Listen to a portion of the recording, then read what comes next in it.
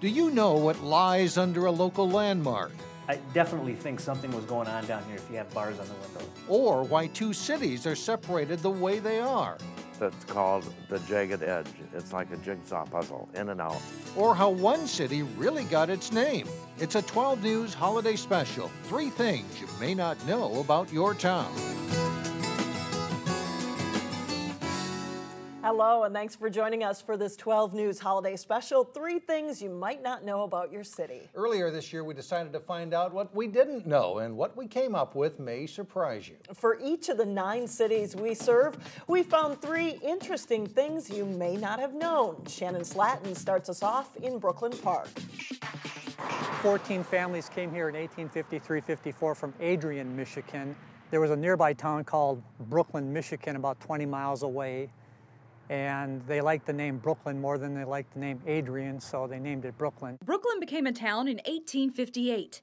In 1911, Brooklyn Center became its own city. Brooklyn Township was very large, so within any township you could have other cities. Cities like Industriana, near where the Regal Theater is now, Warwick on West River Road, and Harrisburg near the 610 Bridge were all at one point thriving communities. Industriana for Warwick and for Harrisburg, there's no remnants of it. The closest thing we have here is this house behind us that was part of Warwick and was the general store and post office. Today, Brooklyn Park takes the park part of its name very seriously. The city boasts one of the largest park systems in the state. I think it was very intentional that at least the neighborhood park would be within walking distance of every resident. From 65 city parks to Three Rivers Parks to the National Park on the banks of the Mississippi River. Every Brooklyn Park resident lives within a half-mile or 6 blocks from some type of park. Edinburgh Golf Course isn't your average city green. This course was designed by Robert Trent Jones II and frequently ranks as one of the top places to play by Golf Digest and Golf Magazine. This was kind of the first upscale public course in the whole state of Minnesota. It opened in 1987, and it was really the forerunner of all the new public courses that came about. When the course opened, it was ranked as the 2nd best new course in the country. Then in 1990, the LPGA played here for 7 years and put the course in the national spotlight and on golfers' must-play list. They read these Golf Magazine, Golf Digest, so if they're from out of town, they read about, hey, I'm going to Minneapolis or Minnesota next week, I want to play there, where's a great place to play? And so we're highly thought of throughout the country. And Edinburgh is set to host the Minnesota State Open in 2013, the largest tournament of its kind in the state. Well, to the irritation of local residents, Brooklyn Park and Brooklyn Center are often confused by outsiders. Brooklyn Center is right next door, and as Jennifer Anderson tells us, it's home to one of only 3 Olympic-sized pools in the state. I do see us as kind of a hidden gem in the community. Beyond its Olympic scale, Brooklyn Center's pool is also a bargain. It's open to anyone, resident or not, for less than $6 a visit. After 4 decades in operation, for some, it's a family tradition. I started when I was just a little one here, about a year or 2 old, and my parents brought me here, and I've kind of grown up here and now really enjoy the fact that we're so much a part of the community. After you dive in, you can drink up. Brooklyn Center happens to be a bit of a beverage mecca. Straddling Highway 100 within a half-mile is both the world headquarters of Caribou Coffee and the birthplace of Surly beer. Up over here is the malt storage, the barley, which is kind of where beer starts. Surly owner Omar Ansari converted this industrial building, once used by his parents for a family business, into a brewery in 2005. It was the first new brewery west of the Mississippi since the 1980s. Cheers to Surly Nation. Now, devout fans can take free tours every Saturday, but sign up early. They're a hot ticket to get. Then there's the beautiful and historic Earle Brown Farm, one of the more iconic images of Brooklyn Center. But what Earle Brown did underground is something few people know. He had such a passion for the whole community. Historians know Earle Brown as an incredibly rich man of his time. He built this stately office in 1932. He was thinking he was going to maybe be elected governor in 1932, so this was an office that was worthy of a governorship. Now it serves as senior housing above ground, but below. No one is entirely sure what once happened behind this ominous door in the basement. We come into this hall. The current maintenance director has a few theories. An interesting room that is believed to be one of 2 things: a jail cell or another vault. Doug Abram thinks the thick reinforced concrete walls and bars on all of the basement windows had a purpose. If someone were to get out of here, you know, they couldn't go out through the window. They couldn't get through that door there. So I definitely think something was going on down here if you have bars on the windows. Stranger yet is what appears to be a blocked-off underground passage. Rumor has it that Earle Brown had some tunnels leading from building to building. And I'm told that sometimes he disappeared and he wouldn't know where he was. Perhaps it was a place to stow criminals, or simply a convenient way for a wealthy man to get around. It's one thing about Brooklyn Center we might never know for sure. I think about it all the time. You know, was it back in 1932 or something when the building was built? And I think about, you know, the things that went on back then. 3 things you may not know about your city continues in just a moment. Still ahead, the unusual story behind how one Northwest metro city got its name.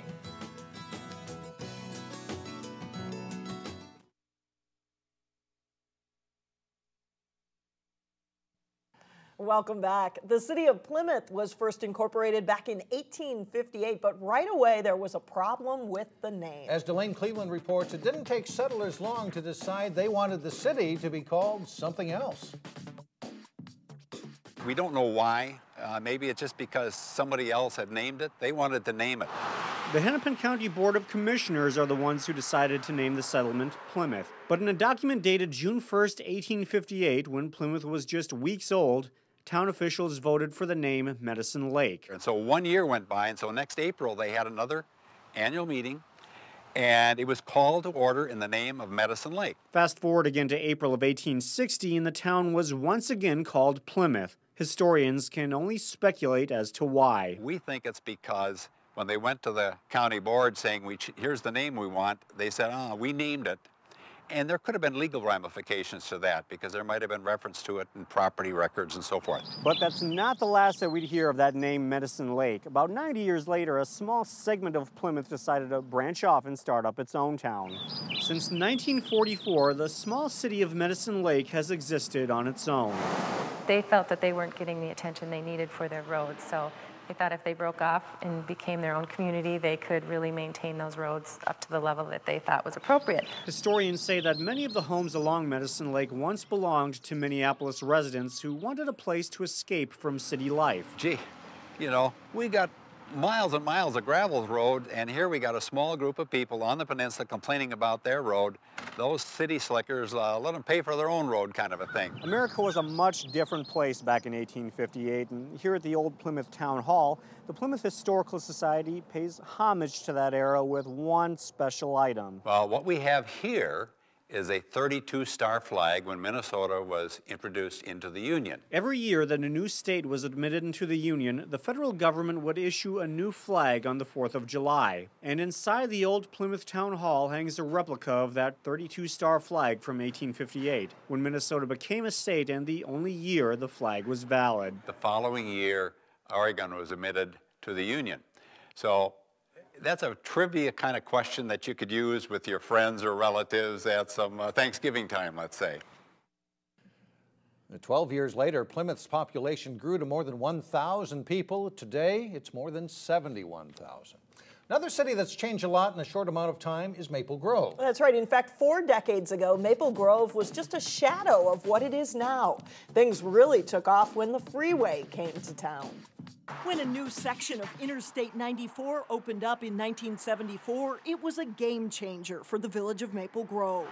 The freeway came through Maple Grove, and all of a sudden people are saying, where'd this community come from? But that small village was transformed into the city of Maple Grove once the interstate came through. That's the beauty of it. You're not getting involved in redevelopment, you're getting involved in development. So you have this, you're right, a blank canvas and just go at it. As people moved in and developments popped up, the population of Maple Grove grew dramatically from just 6,000 people in 1970 to more than 20,000 in 1980. Today, the fast-paced growth continues with more than 62,000 residents. And where there's residents, there's retail. Between the shops at Arbor Lakes, Main Street, the fountains, and the Grove, this city has more than 3 million square feet of retail development, and there's still room to grow. My daughter and I are from St. Michael, so only about 10 minutes on 94. so very quick, and we come here all the time. The store, so we don't have to go all the way to Minneapolis. It's just it's so pretty here, so we just come here. Depending on who you ask, Maple Grove's best-kept secret, maybe it's lakes, trails, and parks. And we found a gem of a spot tucked back in a place that even many Maple Grove residents have yet to discover. We've heard from numerous people over the year that they walk over the hill from the parking lot, and lo and behold, there's this beach. Located on the west side of the city within a community park, Weaver Lake Beach isn't new. It's been around since the 1960s, but it's the one beach owned and operated by the city, and it's a jewel to discover. We'd love to see more come out here, and look forward to having more too. That beach looks pretty good this time of year. Maple Grove is also a comparatively young city. Only about 7% of its population is over the age of 65. That compares to an average of 13% over 65 for the entire state. We'll continue our look at 3 things you didn't know in just a moment. Coming up next, what's that jagged line all about that separates 2 cities? We'll be right back.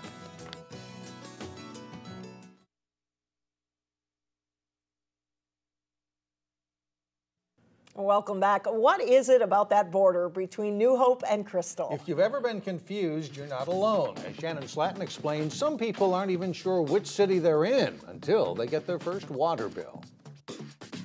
The north, south, and west border of New Hope are straight lines, but the eastern edge is anything but. That's called the jagged edge. It's like a jigsaw puzzle, in and out. Why, in the 1930s, Crystal Lake Township split, with farmers in the west breaking away because they didn't want city services or more taxes in the new city of Crystal. They were farmers.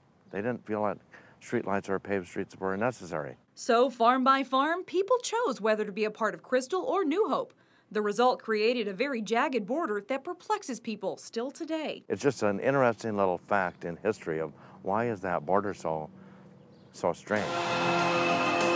New Hope has had a few brushes with celebrity. You might remember the 1992 movie The Mighty Ducks, which was partially filmed at the New Hope Ice Arena. But you may not know Robbinsdale Cooper High School has had its share of celebrities who walked the halls as students before they were stars. We're going to do a little number off our record. It's called That Thing You Do. Before Steve Zahn sang in the movies, he sang in the choir and played football at Cooper High School. And while Steve Zahn was in high school, a student group called Quasar performed at pep rallies.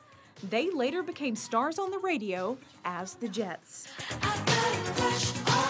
And there's plenty of good that goes on in New Hope every day. The city is home to not 1, but 2 international nonprofits. The wolf is really an amazing creature. It's probably one of the most misunderstood predators out there. To see live wolves, you must go to the Educational Center in Ely. Here in New Hope, this is really the center of all of our administrative functions. The International Wolf Center has been in New Hope for 5 years, and the location works because it's close to Minneapolis. From a fundraising perspective, that's really healthy and important for an organization to be close to where your major funders are. So here we can get very easy access to the cities, and our employees have great communities to live in, and it's a good home. There's also the international headquarters of Kids Against Hunger on Boone Avenue.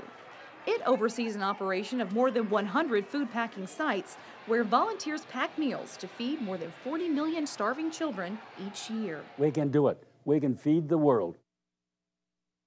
Neighboring Crystal is home to many things, including the Crystal Airport. But more than 60 years ago, it was also home to a popular speedway.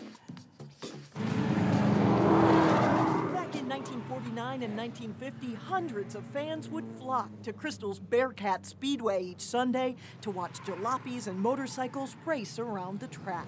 It was a neat place. Crystal was right in the hub of things. Race car driver and promoter Don Voge brought the Bearcat Speedway to Crystal to bring excitement to his hometown. But it didn't last long. The city fathers didn't like that because it was too dusty, and they said, well, it's making too much noise and all that stuff. Forced out of business, the Bearcat Speedway was closed by 1951. Today, the old site is home to a newer housing development. We're making a stop at the Crystal Target because it was one of the first Target stores to open in the country in 1962. But it's what happened inside this store that made it to the silver screen. This, of course, is Juneau. Like the city in Alaska. No.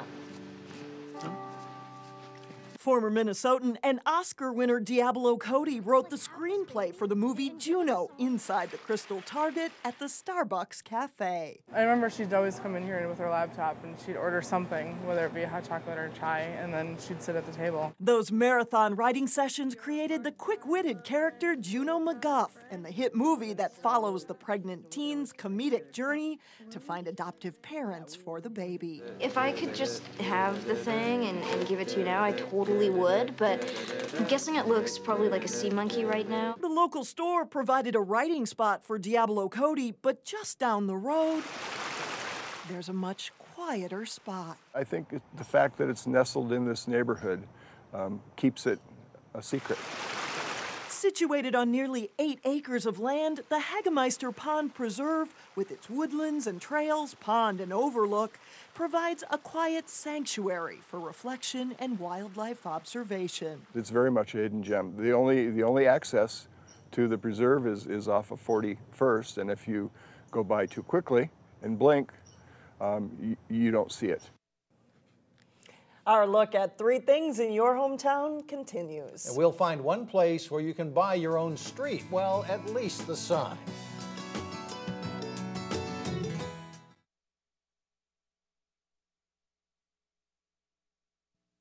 The city of Osseo sits at just under 1 square mile. But packed in this small city are 3 things that make it stand out from its larger neighbors. Here's Renee Vanneau.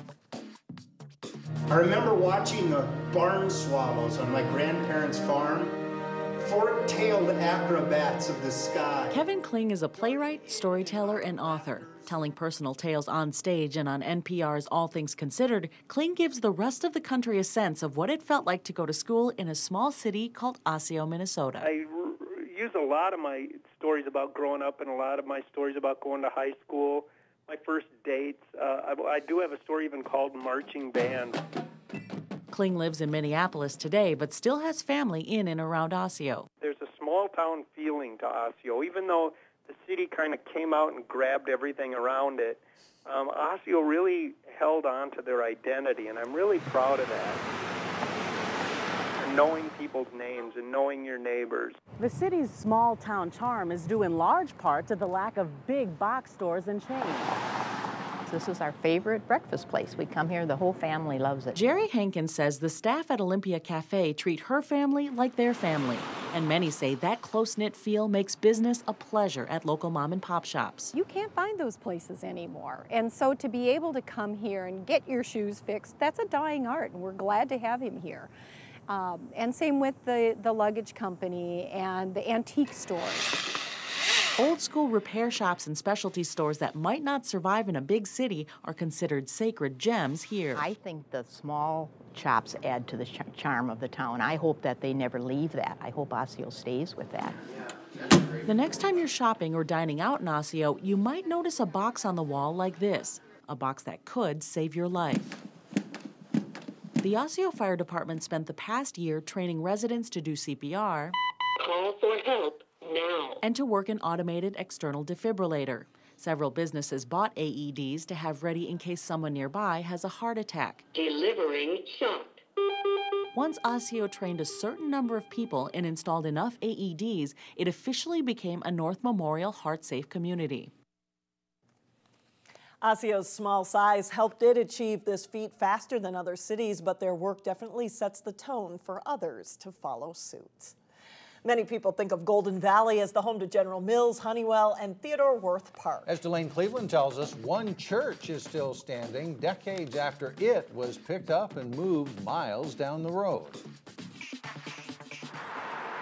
The original building was built in 1882, and it was just this one room. The early settlers had to move the non-denominational church to this spot 18 years later when the landowner decided he wanted to mine gravel at its original location. And then they moved this one-room church, pulling it by horses and mules, rolling it on logs, and setting it on this foundation. And it's stayed here ever since.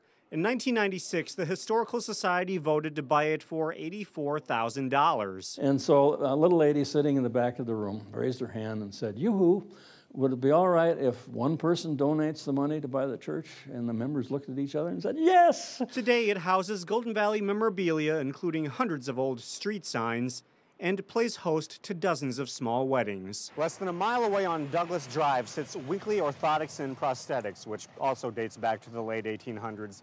They're one of the largest and locally owned manufacturers and providers of these products in the area. It functions a lot like a pharmacist would, where a doctor will write a prescription for a specific device for a specific condition that a patient has and is being treated for.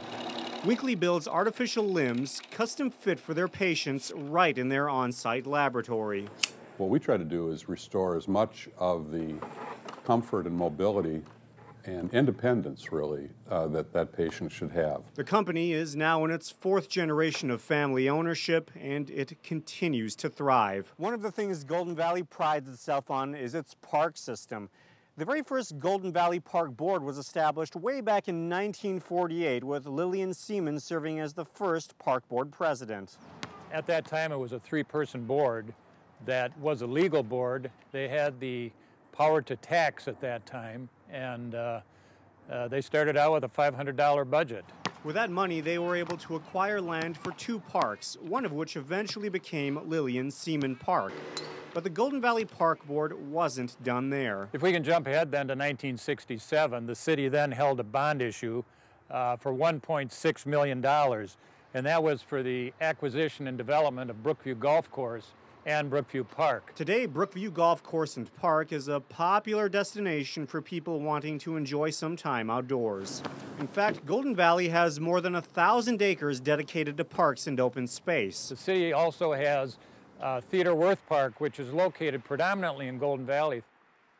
There's one place where downtown businesses show off the town's history. As Renee Bonneau tells us, you could go on your own history tour of Robbinsdale. Look closely on some of the storefronts and you'll find bronze plaques like this. It talks a little bit about the businesses that were here when Robbinsdale first started. There's one plaque for the original City Hall. The plaque behind me is for letting us know that a meat market has been at this location for many, many years. Down at the corner, there's a plaque telling us that that's where the blacksmith used to be. The plaques were donated by the Robbinsdale Historical Society. We think it's a good opportunity for people to learn a little bit about Robbinsdale history and in a casual way. Another historical nugget nestled in downtown Robbinsdale is this image from Captain Billy's Whiz-Bang Journal that was published right here in Robbinsdale. The name that now embodies Robbinsdale's beloved family festival decades ago was best known for its naughty nature. For the 20s and 30s, it was racy. Published by World War I vet Captain Billy Fawcett, the magazine featured stories, jokes, and pictures deemed obscene for its time. We've got one story about that. 3 or 4 of the boys went down behind Fawcett Publication. There was a little wooden building that had some of the magazines that hadn't been distributed and were old, and they hauled them to Father Nolan's paper sale, and he took a look at that and said, "I'm not having those in my paper sale, you take those back." The publication was so infamous, it even got a mention in the musical The Music Man. Is he starting to memorize jokes